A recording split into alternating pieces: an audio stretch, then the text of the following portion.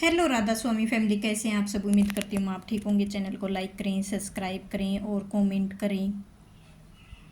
आपका दिल से शुक्रिया होगा राधा स्वामी जी। जी राधा स्वामी जी। जी राधा स्वामी जी। सेवा सेवा यह नहीं है कि हम किधर ही करें।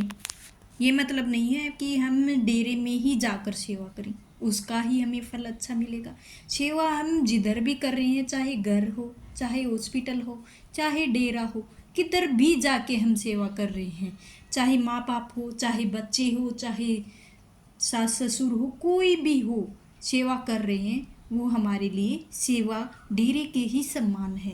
अगर हम उसको अच्छे तरीके से मन से कर रहे हैं तो अपने सेवा डेरे आकर कर ली और वह सेवा होती है जो निष्काम भाव के साथ कर रहे हैं, तो वह सेवा नहीं मानी जाएगी। सेवा वो मानी जाती है जो अच्छे मन से हम करते हैं, हमारा सेवा में गिना जाता है। वह सबसे ज़रूरी बात तो यह है कि ध्यान रखने योग्य ये थी कि सब बाबा जी ने खास हिदायतें दी हैं कि आगे रखी थी। अब इन आखिरी हिदायतों को मानकर हम बाबा जी के हुक्म मानकर बाढ़ पंडितों के काम आ सकें, यही हमारा सौभाग्य है। जब 7 सितंबर को बाबा जी डेरा ब्यास में सत्संग फरमाया था तो जोर शोर से बारिश होने लगी थी और डेरे का माहौल एकदम से बदल गया था। इतना घनघोर बादल की चारों तरफ जब उन्होंने बरसना शुरू किया तो डेरे के अंदर बहुत ज़्यादा पानी आ गया था। इतना पानी हो गया था कि सत्संग को ट्रॉलियों के जरिए डेरे में लाया गया और बहुत सारे बच्चे थे जो चलकर आ रहे थे, उनसे चला नहीं जा रहा था। बहुत सारी संगत ने डेरे कर रही थी और भयंकर भारी माहौल बन गया था। और सत्संग को कल आपने सत्संग सुना होगा और ख़ास पता होगा कि किस चीज़ के बारे में डेरा ब्यास माहौल बन चुका है। ज़्यादा बारिश हुई है, जो दरिया का लेवल है वह ओवरफ्लो हो चुका है। बारिश इतनी हुई है कि पानी जो है बाहर तक पहुंच गया है। बाबा जी ने बड़ी ही प्यार से प्रार्थना के साथ आगे विनती और सत्संग को हर बार की तरह समझाया है और आप भी अच्छे से समझें। हमारा फ़र्ज़ क्या बनता है, बाबा जी ने हिदायत दी है मानकर कि हमें इनको फॉलो करनी चाहिए। जो भी हमारा मन है उसमें पूरे मन से बिठा लेनी चाहिए। खासकर हिदायतें मानकर ही इन चीज़ों को हम फॉलो करेंगे। और डेरा ब्यास में बाबा जी ने सत्संग फरमाया है, वह इसी खास सत्संग के ऊपर यानी इसी वाणी के ऊपर बाबा जी ने खास हिदायतें दी है। आओ हम बड़े प्रेम भाव से सत्संग को सुनेंगे। आप भी सुनना और पूरा सहयोग देना। वीडियो को लाइक शेयर सब्सक्राइब करना आपका काम है, वो ज़रूर करें। आपका दिल से शुक्रिया होगा राधा स्वामी जी। जी राधा स्वामी जी। आपने जीवन में इस उपदेश को लागू करते हैं जो आओ एकांत में बैठ जाते हैं। इस सत्संग को बड़े ही प्रेम भाव से सुनना है। यह हजूर स्वामी महाराज जी की वाणी है। छोटे से शब्द में आप संतमत के बारे में, संतों महात्माओं तालीम के उपदेश के बारे में पहलू एक अच्छी सी खोलकर समझा रहे हैं। सारी दुनिया की ओर नजरें डालकर दुनिया की हालत बयान करते हैं कि हम दुनिया की जीव किस तरह से दुखी हैं, मुसीबतों में फंसे हुए हैं। फरमाते हैं कि चारों नज़र डालकर देखो, दुनिया में दुख ही दुख है, मुसीबतें ही मुसीबतें हैं। एक तस्वीर तो दो रुख होती हैं। तस्वीर सामने की ओर से बहुत ज़्यादा सुंदर दिखाई देती है, शीशा बड़ा ही अच्छा लगता है, उसका फ्रेम भी बहुत अच्छा लगता है। पीछे की ओर देखें तो गत्ता और कीले नज़र ही आते हैं। इसी तरह समझाते हैं ये दुनिया बड़े सुख और ऐसो इशारत की लगती है। क्यों लगती है? बड़े बड़े महलों में रहती है, हवाई जहाज़ों में चलते फिरते हैं, मोटर गाड़ियों में सैर करते हैं, कुछ हमारे पास खाने पीने को भी नहीं है। तो सुंदर दरिया है, पहाड़ भी हैं, फूल भी हैं, इतनी सुंदर कपड़े भी हैं। साइंस ने इनकी तरक्की की है। हम समझते हैं कि हमारे रहने के लिए घर भी नहीं है, ज़्यादा सुंदर कपड़े भी नहीं है, जगह भी नहीं है, लेकिन संत महात्मा ने हमारी आंतरिक हालत अच्छी तरह जानते हैं कि दुनिया में सब जीव दुखों और मुसीबतों से भरे हुए हैं। किसी से भी पूछ लो, पूछ के देखो एक बार, फोड़े में पी भी निकलता है, उसके अंदर से जो दुख है, मुसीबतें हैं, वो निकल रही हैं। गुरु नानक समझाया करते हैं कि दुखियों का सब संसार है, दुनिया के सब जीव अपने पंस्थान दुखों मुसीबतों में फंसी हुई हैं। हर रोज देखते हैं कि भाई का भाई दुश्मन है, कौम का कौम दुश्मन है। तो देखें, इस प्रकार से सारा दिन हम एक दूसरे के गले काटने के लिए तैयार रहते हैं, जहाँ पर पता ही नहीं चलता है कि मौत किस समय आएगी और किस के हाथों से आनी है। नगरी के अंदर आकर कोई सुखी किस प्रकार कर सकता है, शांति किस प्रकार रह सकती हैं। तो आप जानते हैं कि कितनी बंदूकें तोबे बन गई हैं, बम बन गए हैं, टैंक बन गए हैं, किस तरह से बन गए हैं, कि इतनी लड़ाइयों की तैयारियां क्यों की जा रही हैं? क्योंकि हम एक दूसरे के खून के लिए प्यासे बैठे हुए हैं।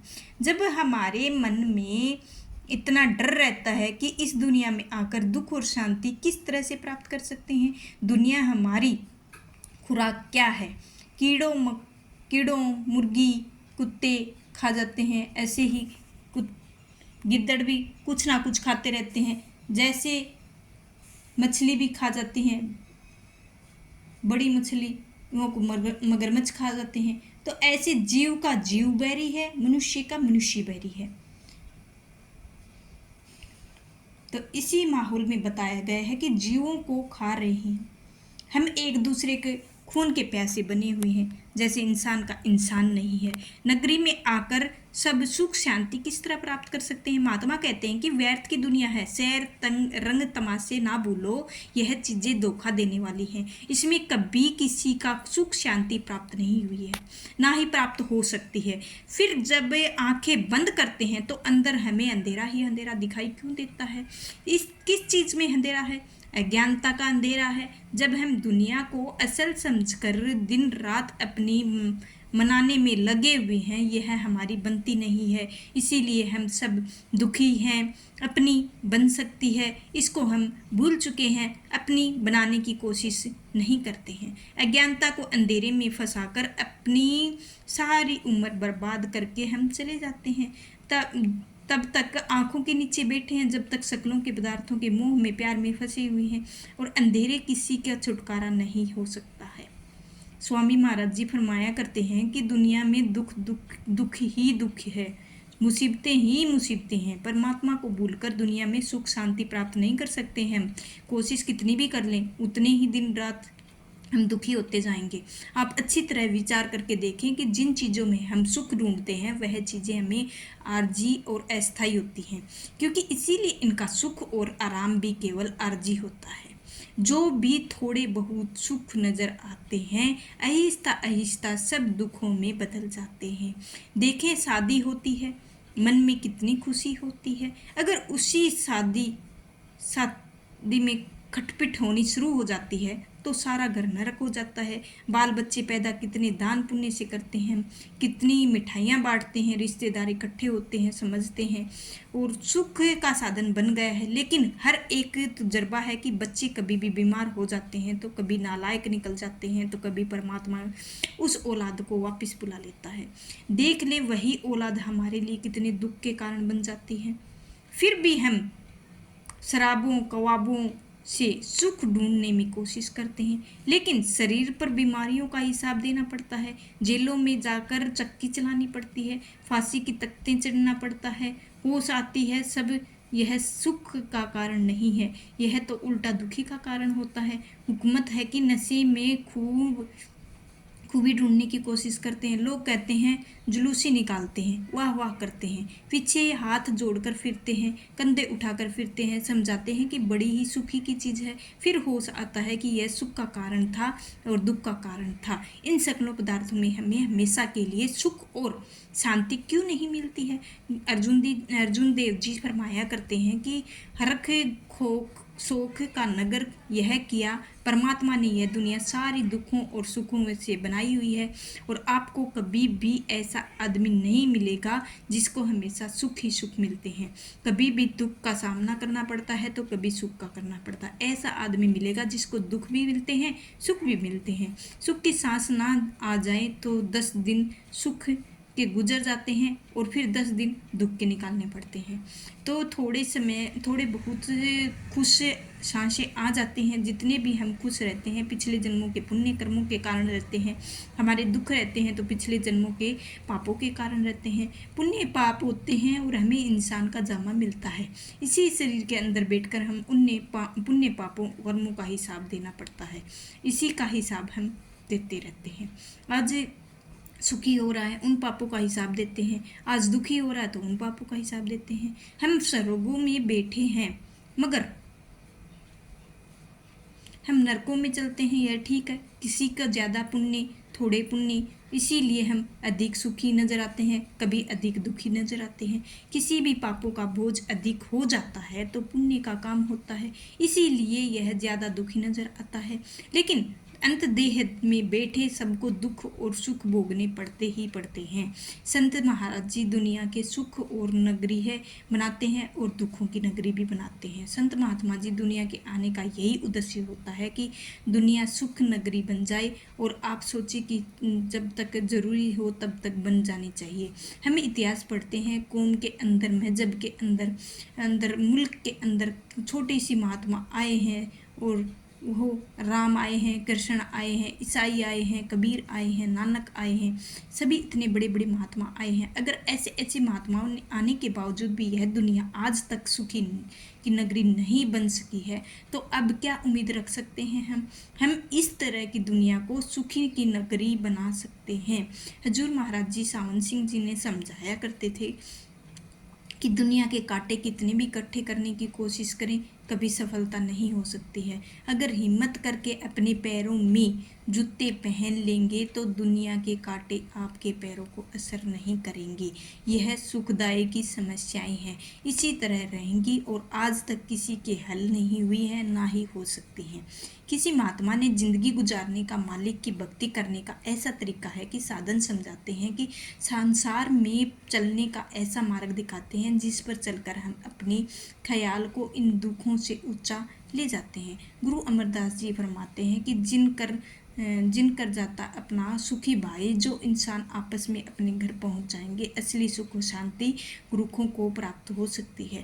हजरत ईसा समझाया करते हैं कि शांति स्थापित करने के लिए आया हूँ, तलवार लेकर आया हूँ। दुनिया के अंदर जो जड़ें गहरी हो चुकी हैं, दुनिया के मुंह पैदा करके आपको बार बार देह बंधनों को खींच कर लाने की रचना के हिस्सा बनाए रखने के कारण बने हुए हैं। मैं मालिक की भक्ति के तलवार से ही इन सब जुड़े काटे दूंगा, और ताकि दुनिया को आपको हमेशा के लिए छुटकारा हो सके। मैं अर्ज कर चुका हूँ कि संत महात्मा इस दुनिया में सुखी नगरी बनाने के लिए नहीं आते हैं, हमारे ख्याल में और ये निकाल दें और मालिक की भक्ति में लग जाएं। मालिक के मिलने के लिए आते हैं और दुनिया की थोड़ी सी बहुत सी सुखी और हमें ज़रूरत मिलती है। अगर हमारे लिए हमारा ख्याल मालिक की भक्ति में लग जाता है, प्यार की ओर रहता है, तो मैंने कई बार उदाहरण भी दिए हैं। एक छोटा सा बच्चा अपने पिता की उंगली पकड़कर नुमाइश करता है कि नुमाइश में हर चीज़ इतनी खूबसूरत लगती है कि बच्चे को खिलौने पड़े हुए हैं, किसी जगह पर मिठाई की दुकानें सजी हुई हैं, किसी जगह पर झूले हैं, किसी जगह पर बिजलियां चमकती हैं, किसी जगह पर बच्चा सोचता है कि उनको खुशी नुमाइश से साजो सामान में मिल सकती है।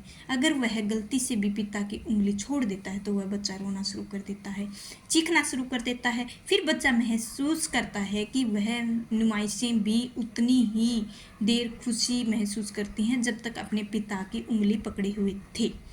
अगर पिता कौन है? केवल हमारा एक परमात्मा है, परमेश्वर है। जब तक हमारी लीव है, ख्याल रखने वाला हमारा परमात्मा भक्ति का प्यार की ओर है। हम दुनिया में 4 दिन के सुख शांति में काट लेते हैं, वापस जाकर हमें जाना तो परमात्मा के रूप में है, पिता ही समा जाते हैं, परमात्मा को भूल जाते हैं। यह सारी दुनिया हमारे लिए सुख रूप और यम रूप होकर खड़ी हो जाती है।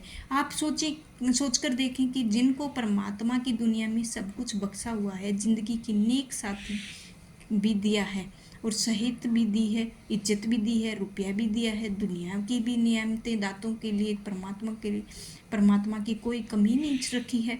लेकिन फिर भी उनके मन में खुशी नहीं होती है, शांति नहीं आती है। पता नहीं चलता है कि कमी किस चीज़ में की गई है। आत्मा की कोशिश है अपने असल की, जब तक इसको अपने असल की ओर नहीं की जाने देंगे। अंदर अकेलेपन का भाव कभी दूर नहीं हो सकता है। इसीलिए महात्मा हमारे अंदर उस मालिक से मिलने का प्यार पैदा करते हैं। स्वामी महाराज जी फरमाया करते हैं, इस दुनिया में सुख की नगरी को ना समझो। यह दुनिया मालिक के ऐसो इरादत करने के लिए नहीं बनाई है। यह ऐसो इरादत की चीज़ें हमारे मन के दुखों में फंसाने वाली है। इसीलिए दुनिया के सबसे पदार्थ मन से निकालना चाहिए और अज्ञानता अंधेरे के दूर करना चाहिए। परमात्मा हमारे शरीर की देह के अंदर बैठा हुआ है और हमें अंदर जाकर उनके नूर और प्रकाश को देखने की कोशिश नहीं करते हैं। दुनिया के मोह प्यार में फंसकर सारी उम्र अज्ञानता के अंधेरे में ठोकरें खाते रहते हैं। संपन्न जागृत दोनों देखी भूली भुलैया धर्म सारा है। अब बड़े ही प्यार से फरमाया है कि ऊपर आपने हमारी जागृत अवस्था को दया बयान की है। अब समझाते हैं कि तो ना तो जागृत अवस्था ही संपन्न अवस्था में अज्ञानता के अंधेरे से निकल सकती है। अगर जीते जी हम चोर हैं, मौत के बाद किसने हमें संत महात्मा बनना है। अगर जीते जी हम अनपढ़ हैं, मौत के बाद हम MBA BA की डिग्री कौन देने वाला है। ख्याल जागृत अवस्था है, इसी ख्याल में सपने की अवस्था में होते हैं। स्वामी महाराज जी कहते हैं कि ना तो हमें जागते हुए हैं, ना ही अपने सपने को इस अज्ञानता के अंधेरे से निकालने में कोई रास्ता नजर आता है। आपने लखनऊ में इमाम बाड़ा देखा होगा, जिसमें अंधेरी कोठरियाँ होती हैं। कोठरियों के अंदर दाखिल हो जाते हैं, अंदर ही अंदर भटकते फिरते रहते हैं, उसमें निकालने का कोई रास्ता ही नहीं मिलता है। तो इस दुनिया में 84 लाख योनियों की एक बड़ी भूल भुलैया है। हम इसकी कोठरियों के अंदर ही अंदर दिन रात भटकते रहते हैं और किसी जगह जाकर जन्म ले लेते हैं तो उसी जगह में जाकर जन्म लेते हैं। स्वामी महाराज जी प्यार में समझाया करते हैं कि परमात्मा यह इंसान का जामा है, 84 लाख योनियों का छुटकारा प्राप्त करने के लिए बख्शा हुआ है, ताकि इन शराबों को अब ख्यालों में निकालकर, ऐसो इरादत से निकालकर हम इस मौके का फ़ायदा उठाकर उस मालिक की भक्ति करें, ताकि देह के बंधनों से छुटकारा हो सके, हम वापस से जाकर उस परमात्मा से मिल सकें। तो आज का सत्संग इधर ही समाप्त होता है। आपको कैसा लगा है ज़रूर बताएं और कितना समझ में आया है ज़रूर बताएं। कमेंट में राधा स्वामी ज़रूर करें और चैनल को लाइक ज़रूर करें। आपके चैनल पर आपका बहुत बहुत स्वागत रहेगा, हर टाइम रहेगा। और राधा स्वामी जी, आज का सत्संग के लिए हम फिर से बोल देते हैं राधा स्वामी जी। आप भी कमेंट में राधा स्वामी ज़रूर बोलिए। राधा स्वामी जी, जी राधा स्वामी जी, जी राधा स्वामी जी।